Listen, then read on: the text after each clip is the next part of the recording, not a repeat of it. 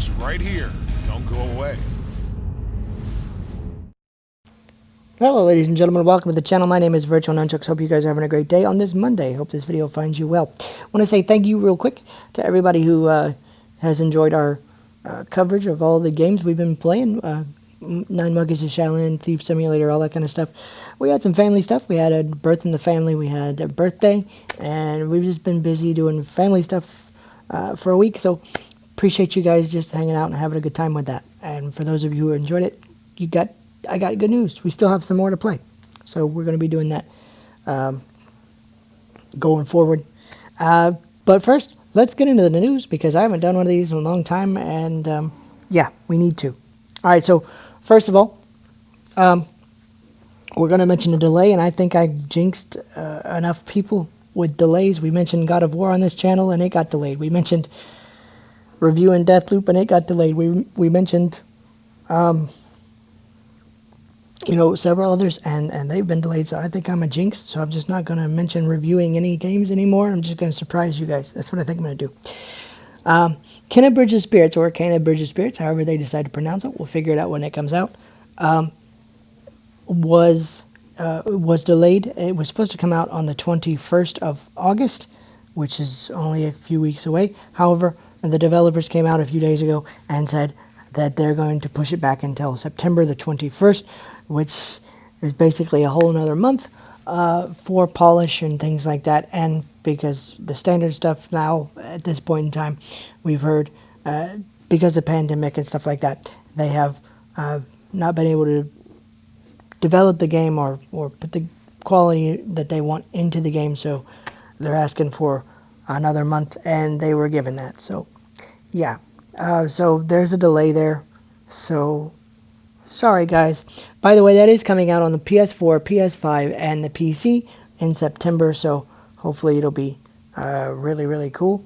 We're hoping so. We'll review it here for you guys on the channel when it comes out. Alright, so there's that story. And also going to talk about another game we've been talking about a couple of times on this channel now. Marvel's Avengers, still trying to get people to come back, get people interested in their game again. And War for Wakanda, the massive expansion coming out on August the 17th, will be available, obviously, on that day. We'll have a supposedly massive campaign, War for Wakanda, with side content and story missions and a brand new campaign. Hopefully it is not... shall we say, a couple hours long. Hopefully it's a little bit more extensive than that, because if not, I can't see people sticking around for too long, because it just, it needs something. So hopefully some of the bugs will be fixed, and we'll get some pretty neat, loot and gear and stuff, although gear doesn't really affect anything except for your stats, which, anyway. So if you're looking for a reason to come back into the game, this might be our shot. I'm hoping that it helps revitalize the game a little bit, improve the game some, I hope. We will get Black Panther as a playable character, and because I do care about you guys and reviewing things for you guys, when it comes out, even though I just mentioned that I probably shouldn't mention reviewing anything, we'll review it for you guys and let you guys know what we thought. If it's worth your time, we'll let you know. But it does mean I have to install the game on my PlayStation 5 again, which I'm not looking forward to. It's just so big. Alright, so there's that story. Also, if you didn't hear about this one, I gave my opinion on the EA Play that we saw, the announcements, and I gave my opinion on what I thought of the announcements and stuff like that. I do have a video on the channel with that information.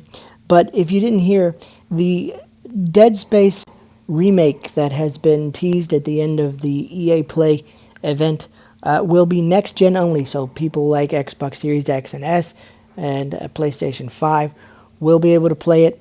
However, people on PlayStation 4 or Xbox One will not be able to play it. That's according to Kotaku.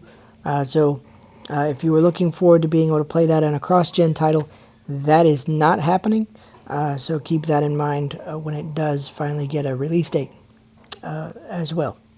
So there's that. Now, thanks to Next Level Taken being on top of things, friend of the channel, he did come across the next story that I'm going to talk about, and I retweeted his information as well because he came across it first. If you are a PlayStation 5 owner and you have been accepted into their beta program, then you, if you update your console, can finally use that extended storage drive or expanded storage drive for an SSD on your PlayStation 5. However, please exercise caution for a couple of reasons. One, you have to make sure that they meet the requirements listed on the PlayStation blog.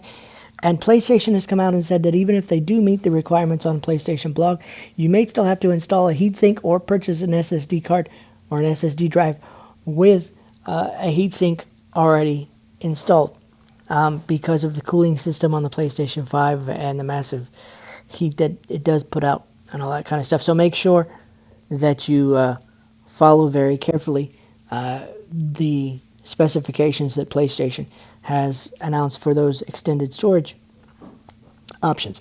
There are a couple companies, one of them being WD Black, one of them being, of course, Seagate, and there is one other one that I can't think of off the top of my head right this moment. But there are expensive options. The cheapest one that I was able to find that says they're compatible with PlayStation 5 is $139. The most expensive one is 4 terabytes, I think, or 2 terabytes, for like $515. And that's insane. That's insane. But yeah, just make sure that you pay attention to the PlayStation blog. They do tell you how to install a heatsink if you purchase one without a heatsink, and you need to do that to make it work. But they also tell you how to install the SSD card or the SSD drive, and they tell you how to remove it when it's all said and done. For those of us who are not in the beta program, once the beta is tested and everything works to PlayStation satisfaction, they'll roll it out to the rest of us probably sometime later this year, probably around the fall, around Christmas time, I expect. Something like that. Me personally, I think I'm going to wait till the price starts to come down a little bit on those drives because that's a little crazy. Not going to lie. So, but if you're in the market for extended storage, there you go.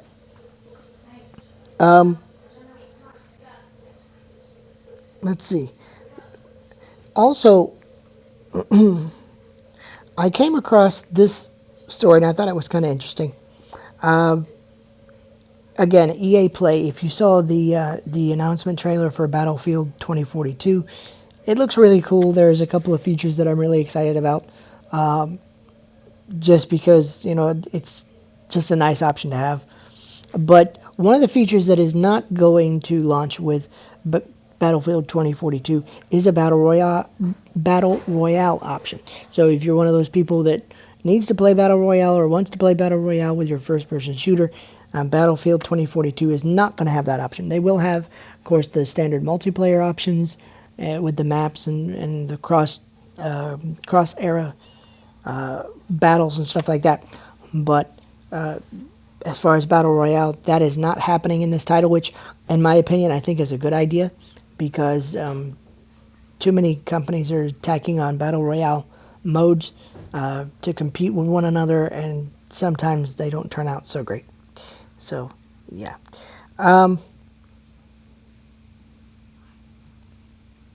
Let's see.